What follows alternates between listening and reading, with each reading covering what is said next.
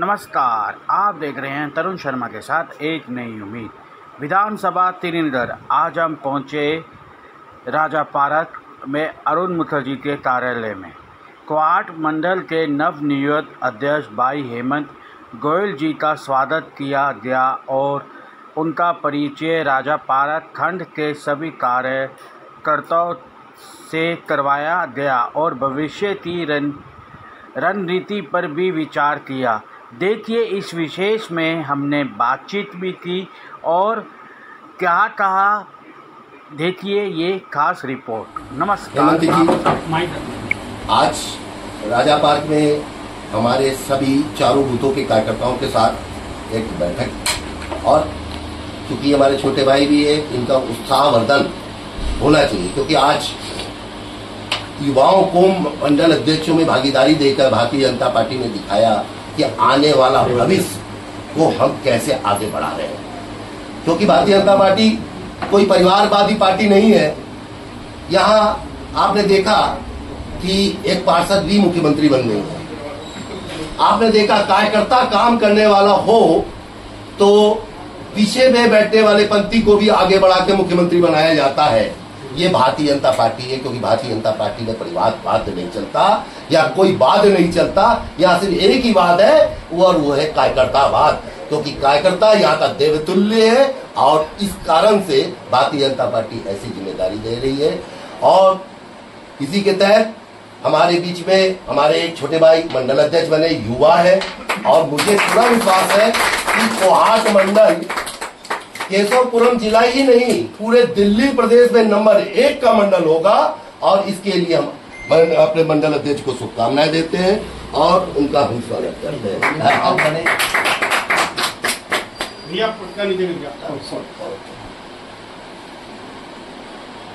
अरुण जी हमारे बड़े भाई हैं, ये इनका आशीर्वाद मेरे पे हमेशा रहा है और मैं बहुत अपने आप को लकी समझता हूँ कि भाई साहब इस मंडल में हैं और हमारे मार्गदर्शक हैं। बहुत बहुत धन्यवाद। मैं इसी कड़ी में इस शक्ति केंद्र के अध्यक्ष विजय शर्मा को आमंत्रित करता हूँ। विजय शर्मा, सामने भी कॉल करता हूँ।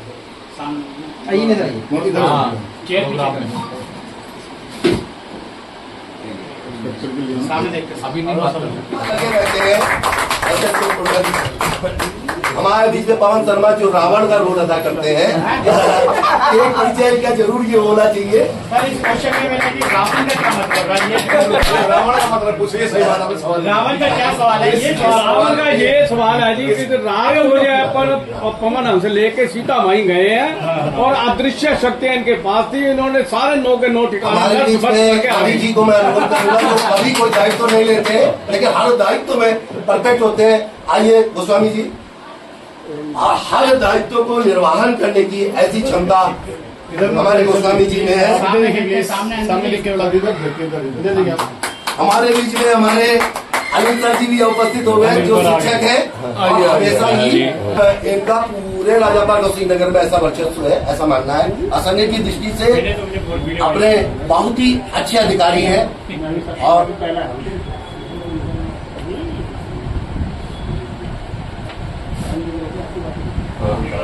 अनिल शर्मा जी को भी बुला लेते तो अच्छा था। हमारे बीच में हमारे जिले के मंत्री राजेश दुबे को मैं अनुरोध करूंगा कि वो आए और पटके सकते राजीव जी ने। अब एक कड़ी ये है कि हमारा बूथ जो सबसे मजबूत है, और उन बूथों में जो काम करने वाले मुख्य लोग हैं, जैसे कि हमारे बीपी धवन जी, हमारे यादव जी, हमारे रवि जी, और हमारे पवन जी, हमारे गुप्ता जी, मैं एक बार हमारे पुष्करना जी, एक बार मैं सब अभिषेक जी, मैं एक बार सबके लिए एक बार ताली बजाना चाहूंगा, क्योंकि इनके बिना चाहे मंडल अध्यक्ष हो, सभी बूथ अध्यक्षों का सम्मान करना चाहूंगा जी। भारत माता की जय। मैं अपने सुरेंद्र यादव जी जो इतने बुजुर्ग हैं, और ये हमारे बीच में अशोक पुष्करना जी, डब्बा रख के दो ऐसा पकड़ते हैं। हमारे बीच में हमारे अनिल सर फेस इधर, अनिल जी फेस इधर, सीधा हाथ में। कुलदीप जी हमारे सिख प्रकोष्ठ के जिले के संयोजक है। हमारे बड़े हैं, बड़े हुआ है, आपको चुन के लाए हैं, इसलिए आप ही बड़े हो।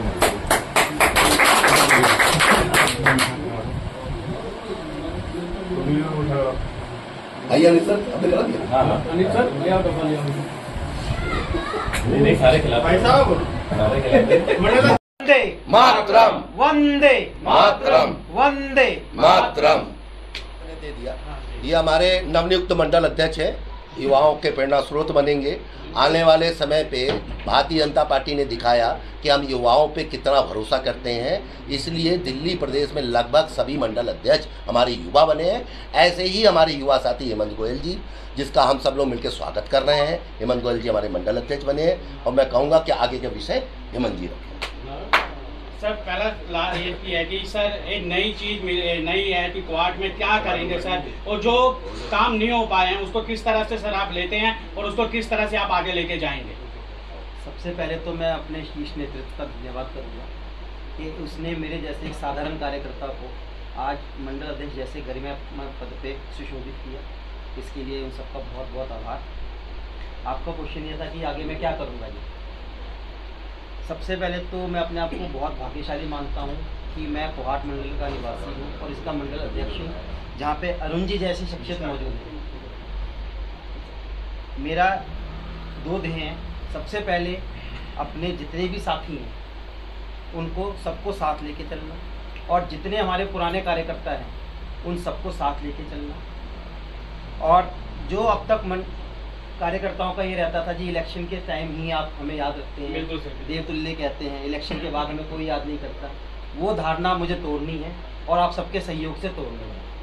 और दूसरा, जैसे मैं एक छोटा सा कार्यकर्ता हूँ और आज पार्टी ने मेरे को मंडल अध्यक्ष बनाया है, ऐसे ही मेरे को अगली पीढ़ी के कार्यकर्ता भी नेता भी तैयार करने हैं जो आपके पार्टी की कमान संभाले। जैसे पार्टी ने एक 35 से 45 वर्ष का इन्होंने बनाया है नियम मंडल अध्यक्ष के लिए, तो जब अगली बार मंडल अध्यक्ष के चुनाव हों तो यहाँ पे पार्टी को चुनने में दिक्कत होनी चाहिए कि इतने सारे लोग हैं, योग्य लोग, किसको चुनें। तो मेरा यही लक्ष्य है, अगली पीढ़ी का जो नेतृत्व है वो तैयार करना। जी जरूर सर, मेरा सवाल आपसे है, जैसा कि माननीय अरुण जी ने आपको जो समुद्र का परिचय दिया, तो युवा शब्द का उन्होंने कई बार प्रयोग किया है, तो हम देख भी पा रहे हैं आप युवा हैं। सर आप ये बताइए कि देश का, भारतवर्ष का जो युवा है और जिस प्रकार से ये जो घटना पहलगाम की हुई और अब जो है भारतीय सेना ने अपना जो है पर्चम भी लगाया और अपना शौर्य दिखा दिया, तो एक युवा होने के नाते आप भारत के युवाओं को क्या संदेश देना चाहेंगे सर?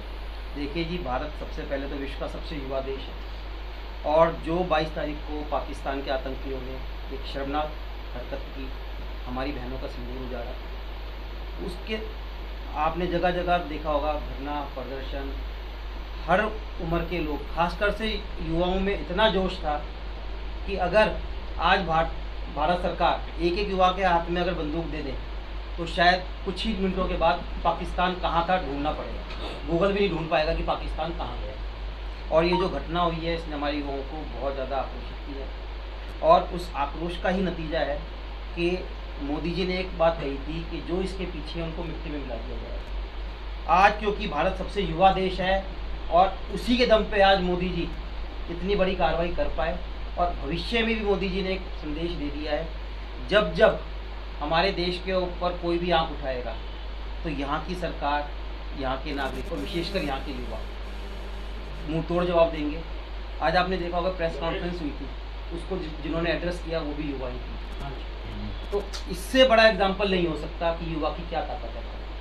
तो सबसे बड़ी खुशी की बात तो मैं कहूँगा कि गर्व की बात कहूँगा कि सर जो दो महिला मुस्लिम, सर मुस्लिम, हिंदू नहीं मुस्लिम, तो मुस्लिम ने ये कहती हिंदू तो जो आगे तो मुस्लिम नहीं, इसका ये रणनीति जो खेली है प्रधानमंत्री जी और जो एयरफोर्स की टीम है, तो सर इसमें एक सवाल जरूर उठता है कि वाकई में भारत की बेटियां आन बान शान। सर वही है जी, सबसे पहले हम हिंदुस्तानी हैं, और हिंदू मुस्लिम ये कुछ लोगों ने कर रखा है हम लोगों को तोड़ने के लिए, लेकिन हमारे मोदी जी एक ही बात कहते हैं, सबका साथ सबका विश्वास। तो कभी भारत में हिंदू मुस्लिम का कोई भेदभाव नहीं रहा। ये प्रयास किया था पाकिस्तान ने कि हिंदुओं को चुन चुन के मारा, लेकिन ये भारत का सौभाग्य है कि इस घटना के बाद भी हिंदू मुस्लिम सब, ये घटना के बाद 13वें दिन ही क्यों ऐसा काम किया गया? भाई साहब ऐसा है, आज हम इस सीट पे बैठे, हमें लगता है कि बहुत आसान है हमारे कि भारत में 13वीं मनाया जाता है सर, शायद इसीलिए मोदी सोच रखे होंगे कि 13वीं उसकी 13वीं मनाएंगे। ऐसा है जी, एक आज मसूद अजहर का मैं वो देख रहा था इंटरव्यू, वो बड़ा दुखी था, तो उसको मैं आपके माध्यम से आश्वस्त करना चाहूँगा, चिंता ना करें, मोदी या तो मुमकिन है, जल्दी मसूद का मिलन उसके परिवार से करा दिया जाए। लास्ट शब्द है सर, लास्ट क्वाड पे आ रहा हूँ मैं, यहाँ पर है सर, यहाँ के जो युवा हैं सर, जिस तरह से मैंने देखा कि एक शराब का चल रहा है सर युवा के ऊपर, तो उन चीज़ में कैसे सर आप रणनीति सही कर सकेंगे, क्योंकि और खासकर सर मैंने उसका पुरजोर विरोध किया, उस शराब नीति को कैंसिल किया, और अब जो शराब नीति आई है उसमें भी इस चीज़ का ध्यान रखा जाएगा कि रिहायशी एरिया में ना हो और इस चीज़ को धीरे धीरे ख़त्म किया जाए। प्रयास जारी हैं, लंबा काम है, धीरे धीरे इसमें सफलता मिलेगी और एक दिन हमें पूर्ण विश्वास है कि कोहाट से क्या, दिल्ली से ही शराब नाम की बीमारी खत्म हो जाएगी।